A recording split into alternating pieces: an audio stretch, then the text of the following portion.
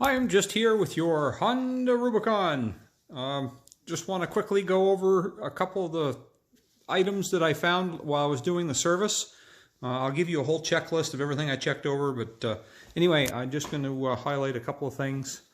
Part of the service, I load test your battery. Your battery tests good. It's rated at 240 cold cranking amps, and yours tested at about 238.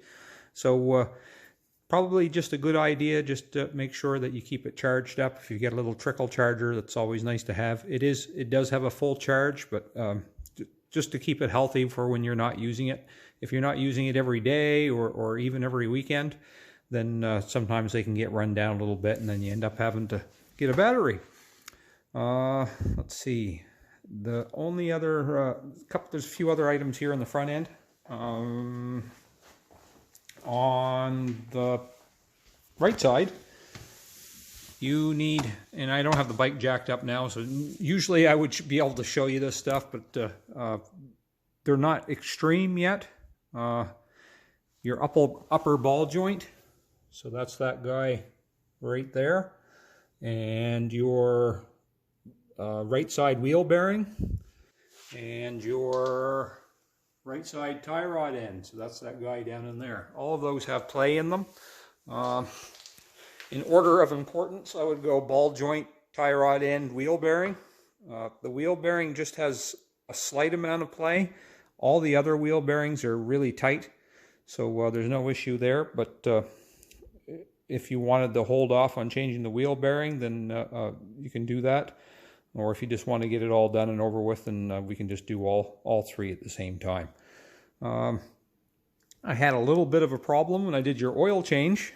I didn't do anything to the bike, but the dealer in the city gave me the wrong oil filter for your bike. So I have changed the oil with Honda GN4, the 10W30 for your bike.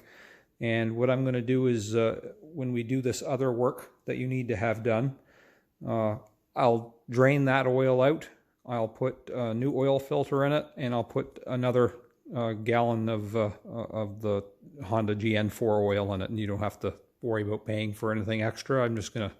I'll do that. I should have double checked that they gave me the right filter, and that was one of the few times that I actually had something that I picked up and it wasn't right, because usually most all the dealers are really good at giving me the right parts.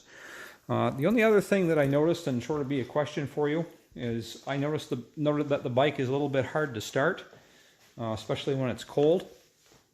I'm just wondering if when you had the initial first service done on it, if they did a valve adjustment or made any notes on the work order that you would have had from Honda at the time about your valve adjustment, because these do in the service schedule recommend that at your first service that they verify that the valves are okay. A lot of times for that first service, it's more or less just a mechanic's experience, so they'll be able to tell more or less by how the bike sounds and how it's operating. Just when I see a bike that one of the Hondas that is having a little bit of hard time starting, then usually that leads me to believe that maybe your valve adjustment's getting out a little bit. And I think you are getting close to the next interval where you would check it. I think that's at 1,000 kilometers, and you have over 800 on yours now. I'll double check that in your service schedule just to be sure. So maybe you can answer that question if you have any problems with it not starting as quick as it should, or if you had any issues with it stalling when it's hot, when you come to a stop or anything along those lines. And if that's something that you chose that you would like to have done now and have it checked and see if they are indeed out of adjustment, then we can do that as well. Anyway, I'm sure we'll be talking soon, and the bike will be all set for you to take for the weekend. There's nothing right now that would keep you from driving it for the weekend. Anyway, you have a great day.